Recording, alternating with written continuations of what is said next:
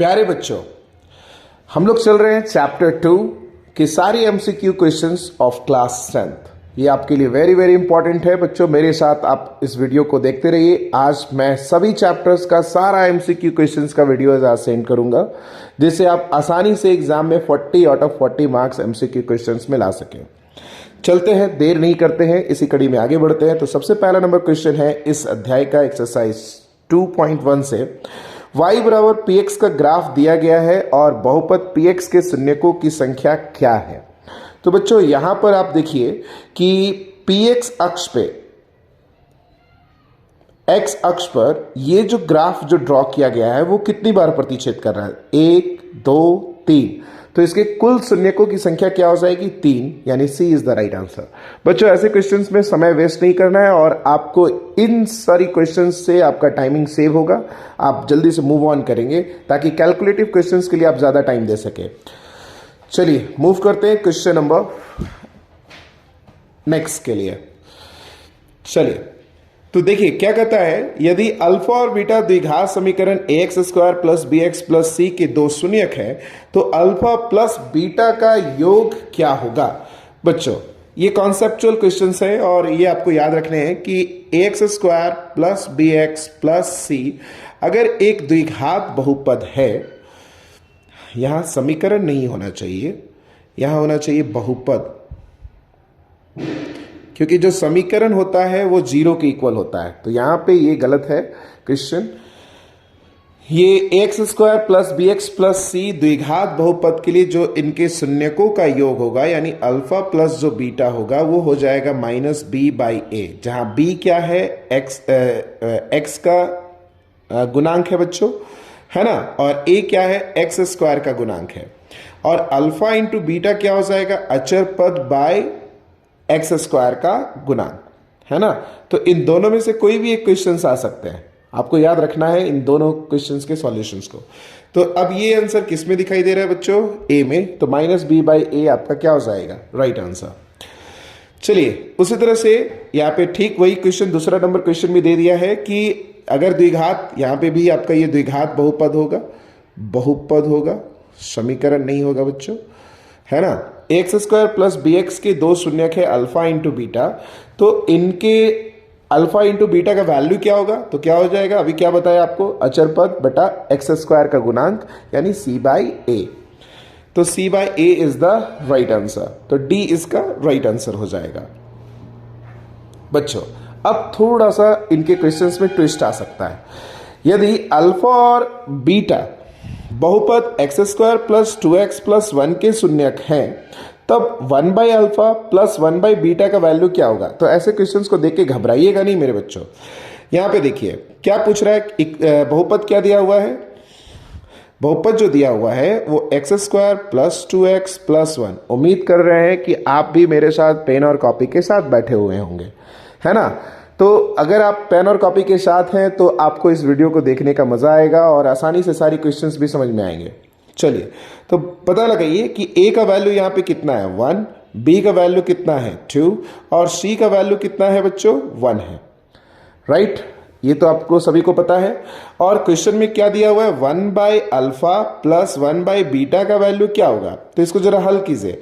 तो अल्फा और बीटा का एलसीएम क्या हो जाएगा? अल्फा इंटू बीटा, है ना। फिर क्रॉस मल्टीप्लाई कीजिए तो अल्फा प्लस क्या आ जाएगा? बीटा। अब ये शून्यकों का योग और शून्यकों का गुणनफल। तो अभी आपको मैंने बताया कि शून्यकों का योग क्या आता है? माइनस बी बाई ए, और शून्यकों का गुणनफल क्या होता है? सी बाई ए, है ना। ये पलटेगा तो क्या आ जाएगा बच्चों मेरे? Minus b by a into a by c आ जाएगा। तो ए और ए कैंसिल हो जाएगा। अब बताइए बी का वैल्यू कितना था? तो -2, और सी का वैल्यू कितना था? 1। तो इसका आंसर क्या आ जाएगा? -2 इज दैट राइट आंसर। तो which is the right answer? B is the right answer. उम्मीद करते हैं ऐसे क्वेश्चंस को देखकर आप घबराएंगे नहीं। आते हैं नेक्स्ट क्वेश्चन की तरफ, क्वेश्चन नंबर 19। तो क्वेश्चन नंबर 19 क्या कहता है कि टी स्क्वायर माइनस 15 का निम्न में से शून्य क्या है? शून्य क्या है? चलिए तो इसका हम लोग शून्य फाइंड आउट करते हैं। तो फैक्टराइजेशन मेथड से हम लोग इसको सॉल्व करेंगे। तो टी स्क्वायर माइनस 15, तो बच्चों यहाँ पे क्या हम 15 को स्क्वायर टर्म में ला सकते हैं? ये कैसे ला सकते हैं? जब हम यहाँ पे भी इसके ऊपर रूट ओवर कर दें और इसका स्क्वायर कर दें, क्योंकि आपको ये पता है कि रूट का जो वैल्यू होता है इस पावर 1/2 होता है, और अगर इसका स्क्वायर करते हैं तो इसका पावर भी 2 हो जाएगा, तो ये 2 से 2 कैंसिल हो जाएगा, तो बात वही रह जाएगी। तो अगर हम यहाँ भी स्क्वायर कर देंगे तो एक ही बात रह जाएगी, है ना। तो ये किस फॉर्म में आ गया मेरे बच्चों? ए स्क्वायर माइनस बी स्क्वायर के फॉर्म में, और इसका वैल्यू क्या होता है? ए माइनस बी इंटू ए प्लस बी, है ना। तो यहां से अब तो आपको बातें समझ में आ गई कि ए के जगह पे टी है और बी के जगह पे √15 है। तो चलिए, तो टी माइनस √15 और इधर से क्या आ जाएगा? टी प्लस √15, है ना। अब इन दोनों को 0 से इक्वेट कीजिए क्योंकि इनके शून्यक निकालने हैं। तो t minus √15 is equal to क्या आ जाएगा? 0, या t plus √15 is equal to क्या आ जाएगा? 0। तो t इज इक्वल टू क्या आ जाएगा? √15, या ये प्लस में उधर जाकर माइनस में, तो t is equal to minus √15। ये आपके दो शून्यक हो जाएंगे, √15 और माइनस √15। तो which is the right answer? B is the right answer. उम्मीद करते हैं सभी को समझ में आ रहा होगा, है ना। सभी कोई मेरे साथ ही वर्कआउट करते जाइए और वीडियो को पॉज कर करके चीज़ों को समझिए, फिर से रिवाइंड कीजिए, फॉरवर्ड कीजिए, देन इसको समझते जाइए। चलिए आते हैं क्वेश्चन नंबर 20, मेरे हिसाब से 20, बट टोटल मैंने 1 से 5 तक में 50 क्वेश्चंस बना रखे हैं, ताकि आपका एक भी एग्जाम में क्वेश्चन छूटे नहीं, एक भी पैटर्न का क्वेश्चन छूटे नहीं, है ना। अब अगर ऐसा होगा कि x² माइनस 5x प्लस 6 का शून्यक ज्ञात करना हो, तो आप कैसे ज्ञात करेंगे? बच्चों ये सब सारे कॉन्सेप्ट मैंने क्लास में अच्छे से दे रखे हैं, फिर भी मैं आपको एक बार फिर से बता रहा हूँ। ऐसे क्वेश्चंस में क्या करना है कि फर्स्ट टर्म को लास्ट टर्म से मल्टीप्लाई कीजिए, तो क्या आ जाएगा? 6x², है ना। अब इसका जो वैल्यू है उसको फैक्टराइज कीजिए, तो 6 को फैक्टराइज कीजिए, तो क्या आ जाएगा? 2 3 3 1। तो अब देखिए 2 और 3 को ऐड कीजिएगा तो 5 आ जाएगा, यस और नो।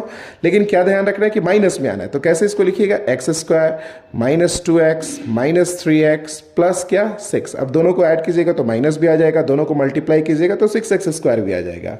तो ये प्रोसीजर हो जाएगा आपको फैक्टराइज करने का।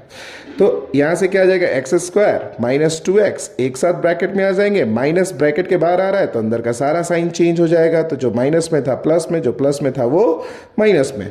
अब इन दोनों में क्या कॉमन है? x कॉमन है, तो x माइनस 2। इन दोनों में क्या कॉमन है? तो 3 कॉमन है, तो यहाँ भी x माइनस 2। आपके फैक्टराइजेशन तभी सही होंगे जब ये दोनों टर्म बिल्कुल सेम हो।